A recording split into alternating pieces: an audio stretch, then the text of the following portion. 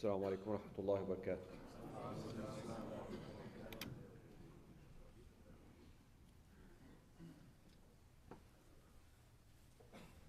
الله أكبر الله أكبر الله أكبر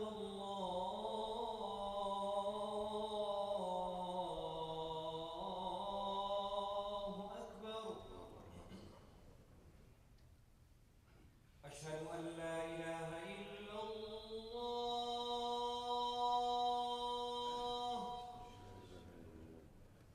أشهد أن لا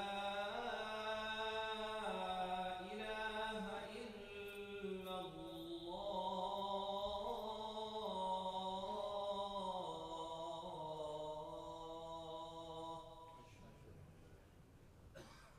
أشهد أن محمدًا رسول الله.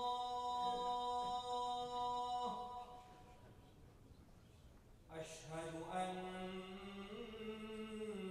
محمدًا رسول الله.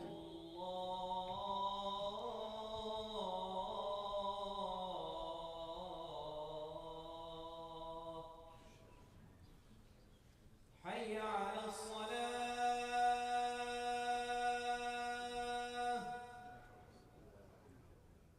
حي على الصلاة.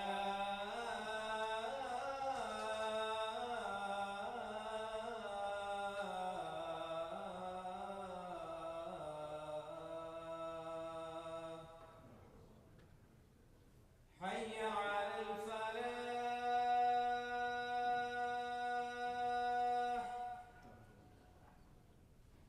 حي على الفلاح.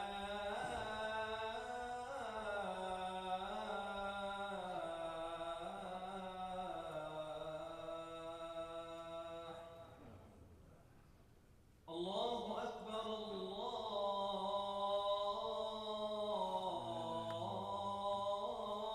الله أكبر.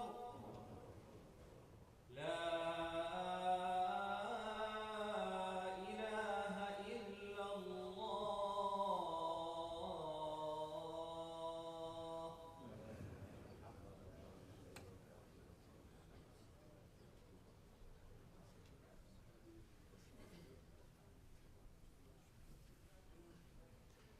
إن الحمد لله نحمده ونستعينه ونستهديه ونستغفره ونؤمن به ونتوكل عليه ونعوذ بالله من شرور أنفسنا ومن سيئات أعمالنا. من يهده الله فهو المهتد ومن يضلل فلن تجد له وليا مرشدا. ونشهد أن لا إله إلا الله وحده لا شريك له، له الملك وله الحمد، يحيي ويميت وهو على كل شيء قدير. يا ربي لك الحمد كما ينبغي لجلال وجهك وعظيم سلطانك. ونشهد أن محمد رسول الله قد بلغ الرسالة وأدى الأمانة ونصح الأمة، فكشف الله به الغمة وتركنا على المحجة البيضاء ليلها كنهارها لا يزيغ عنها إلا هالك. فصل اللهم وبارك على سيدنا محمد وعلى آله وصحبه ومن اتبعهم بإحسان إلى يوم الدين. أمرنا الله سبحانه وتعالى في القرآن الكريم فقال: يا أيها الذين آمنوا اتقوا الله حق تقاته ولا تموتن إلا وأنتم مسلمون. We all bear witness and testify that nothing in this world is worthy of complete submission and obedience except Allah subhanahu wa ta'ala. We bear witness and testify that Allah is one, with no partners and no sons. He is the first, so there is nothing before him. He is the last, so there is nothing after him.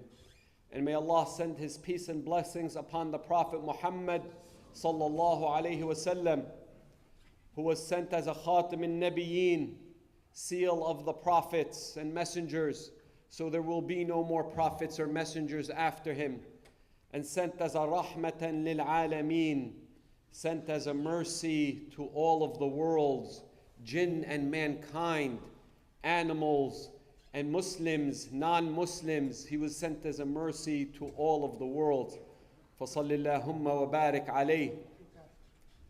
Us as Muslims, sometimes we are extremists in either we go left or right. Sometimes we lose our balance when we are doing things. Sometimes the best way to figure out which direction to go into and which side you should choose is choosing one that is going to have greater benefit in it and that's going to have the less harm in it. Sometimes doing the best thing, the ideal thing, is not very doable because we all have different capabilities, different strengths and weaknesses, and different likes and dislikes. So sometimes you have to make a decision which one is more reward when it comes to, for example, ibadah, which action or deed would lead to more reward. If we were to give a dunyawi example, a life example, if you're going on a diet, sometimes you can't intermittent fast and maybe eat healthy, so you choose which one you're going to do, whether it's just holding, not eating for long periods of time, and just eating, whatever it is that you want, but the point is trying to cut down those meals. Or you choose the other one of just eating healthier, staying away from those carbs and sugar if you're trying to lose weight. That is like an example on this worldly life. But when we talk about deen, so that's dunya, when we talk about deen, same thing applies. Sometimes we have our strengths and weaknesses. We have to see which action leads to the most reward because we cannot do both of them. And when you're doing that, you have to see what is maqasid al-sharia, what is the objective of the religion. So when Ramadan comes around, which is a very blessed month, and we ask Allah subhanahu wa ta'ala to bless us with Ramadan, that we may witness it, and may it be a month of victory for our Muslim brothers and sisters all over the Muslim world, and in Palestine right now as well, going through atrocities unheard of in modern day era. And we'll get to that a little bit about that later on. In this blessed month of Ramadan, you have to see where there is more reward. A lot of us set some goals for ourselves, maybe reading the Quran, trying to finish it, doing a khitmah once, twice, 3 times, maybe praying 20 rak'at, taraweeh. But sometimes you have to choose where is there more reward and what is the ghaya, what is the ultimate result and the ultimate goal of my act of ibadah. So I'd ask you, is my goal to read the Quran and finish it in the whole month and not understand a single word of the Quran, or maybe read a little bit less of the Quran and actually understand what it is that's in this book and being able to apply what is in this book? Because a lot of times when we talk about the children of Israel or Ahl al-Kitab, the people of the book, when we see their references in the Quran, we say, Ya la'natullahi alayhim, ghadabullahi alayhim, dallin. But we fail to realize that this Quran is for the Muslims. This is for all mankind. And it's not when Allah's giving these examples of the previous nations before us, that were not just previous nations, but people of the book. It was for us to not fall into those same mistakes that they were falling into. So Allah subhanahu wa ta'ala says, مَثُلُ الَّذِينَ حُمِّلُوا التَّوْرَاةَ ثُمَّ لَمْ يَحْمِلُوهَا كَمَثِلِ الْحِمَارِ يَحْمِلُ أَسْفَارًا.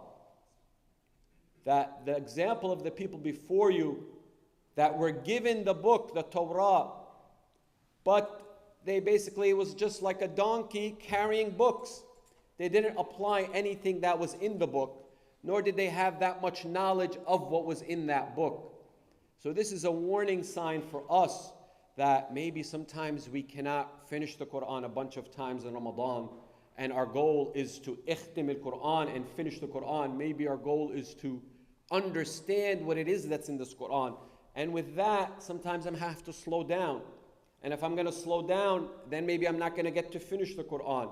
So what is the goal? Which one has more reward in it? Now is where decision time comes. Allah subhanahu wa ta'ala says, شهر رمضان الذي أنزل فيه القرآن هدى للناس وبينات من الهدى والفرقان. That Ramadan was the month that Allah brought down this book to show us guidance, to show us the criterion. So what is our goal? Sometimes when we're reading Quran, our goal is to finish it. That shouldn't be your goal. Your goal should be to understand it, which means I might need to read some translation. And sometimes, honestly, translation is not enough. I need some commentary. I need to understand asbab al-nuzul, the reasons for the revelation of these ayat, so I can contextualize these ayat. So this is for me and you, brothers and sisters, to really make sure this month that with our relationship with the Quran is to try to understand it more.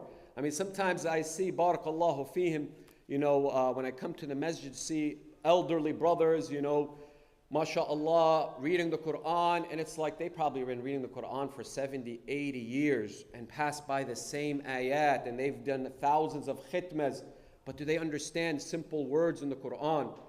Is it just reading with no translation, no tafsir, no commentary, and just reading? What? Just to get reward. Just to get hasanat. That's not. You should be reading it to understand it so he can apply it on himself and his family and his children and his grandchildren. Same thing we see in Ramadan. We want to pray 20 rak'at taraweeh. That's great. It's a sunnah. But if your 20 rak'at taraweeh is going to lead you to miss Fajr prayer in the morning in the Jummah, which is a fard and has more reward, which one should I do? Maybe just pray 8 rak'at taraweeh. Maybe just pray 4 rak'at taraweeh and get the bigger reward, which is Fajr Salah. Maybe I'm praying 20 rak'at by myself, which is okay. If you're praying 20 rak'at, that's great, but there's no khushu'. It's too many rak'at, you're getting tired. Why don't you pray 4, slow it down, and have more khushu', which is a rukun, which is a condition of the salah, is to try to have God consciousness, feeling the awe of Allah subhanahu wa ta'ala while I'm in my salah. And if the masjid wants to read a juz' every single day and you cannot have that, leave, pray by yourself a few rak'at on your own.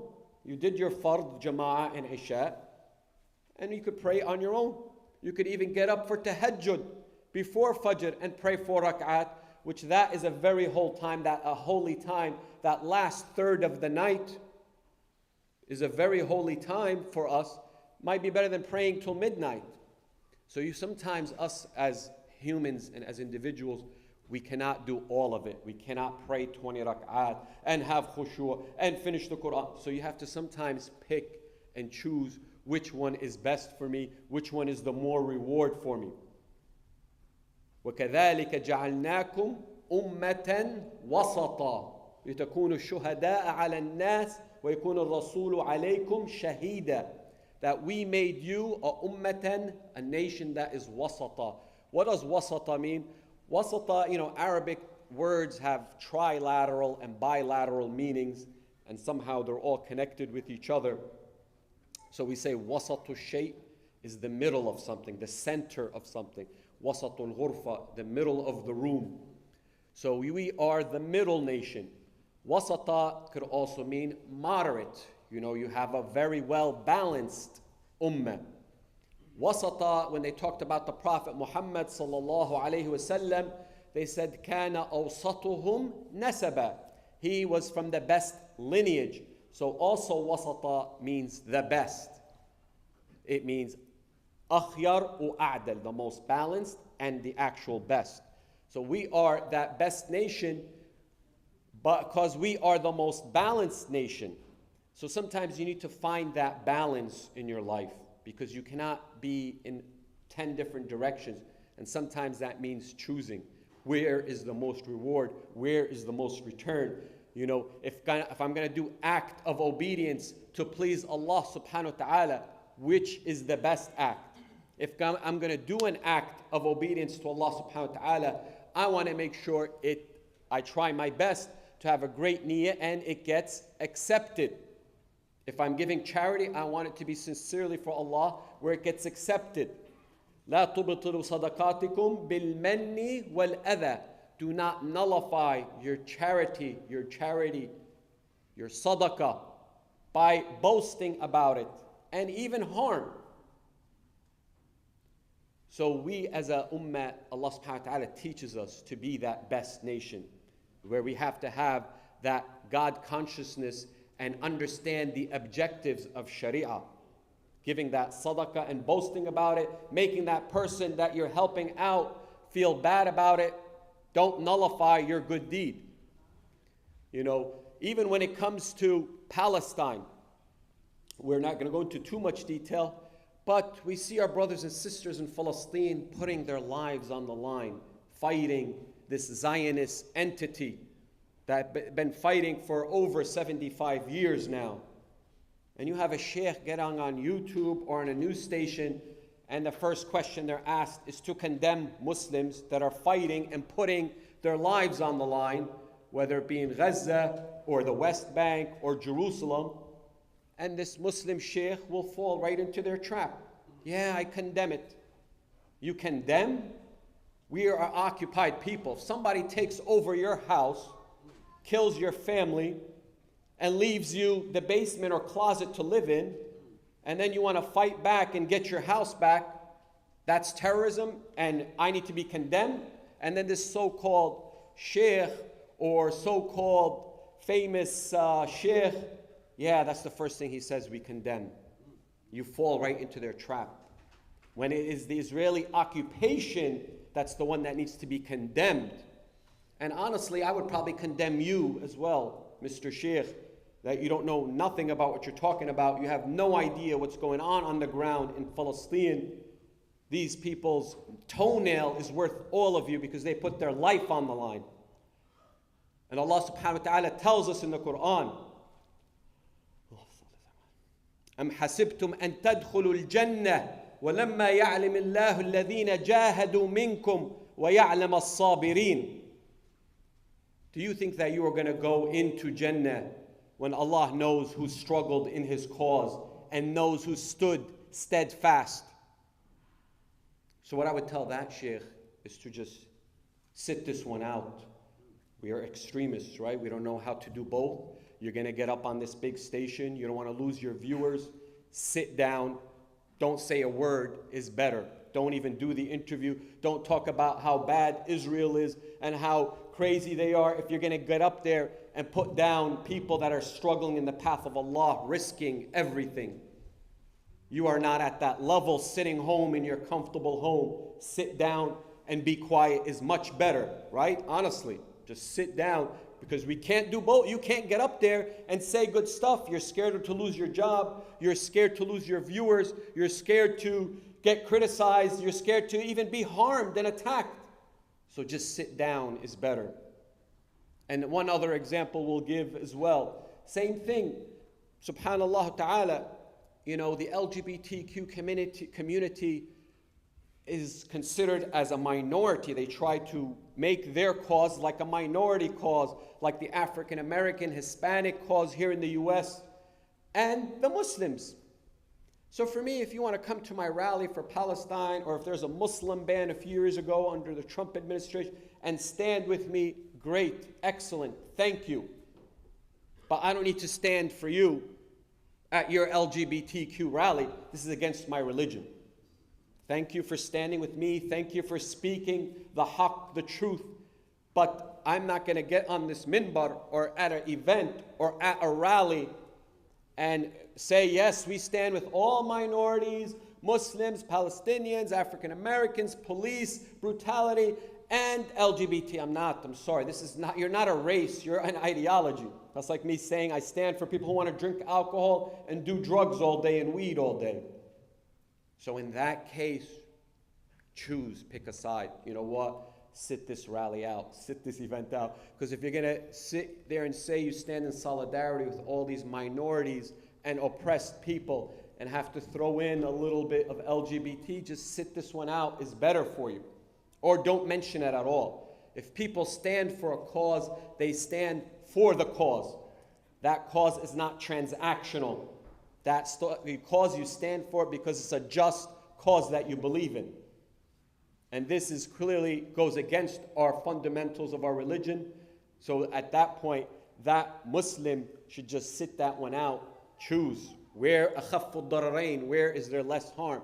There's less harm, and you're not saying a single thing because you don't want to say anything against them. You don't have to say anything against them, but don't sit there promoting them because this goes against our fundamentals of our religion. So a Muslim has to have balance in their life, and sometimes we can't do it all, and you got to choose which one is the best one, where it has the least harm and the most to gain. وَأَقُولُ قَوْلِي هَذَا وَأَسْتَغْفِرُ اللَّهَ وَلَكُمْ.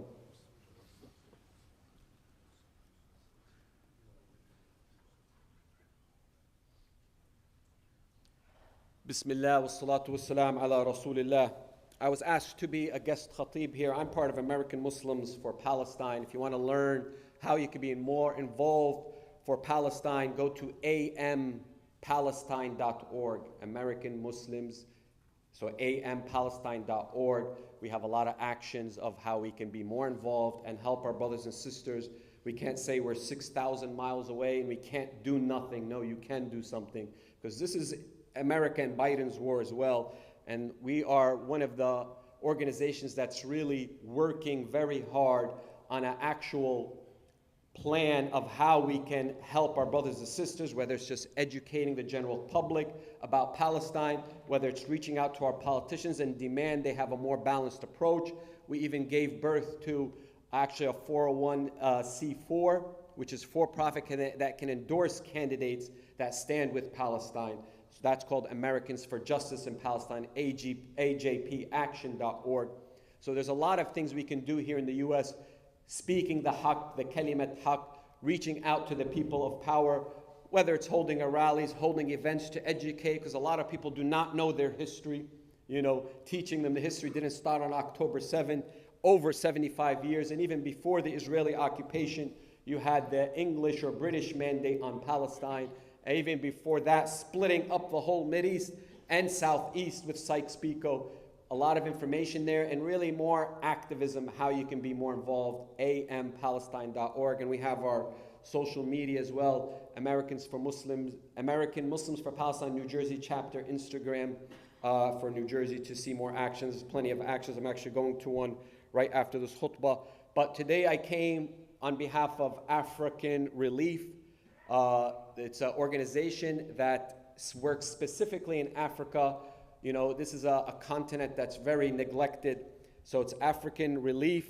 They do a lot of things from helping orphans to eye surgery on the cataracts to having in the mosques memorizations of Quran.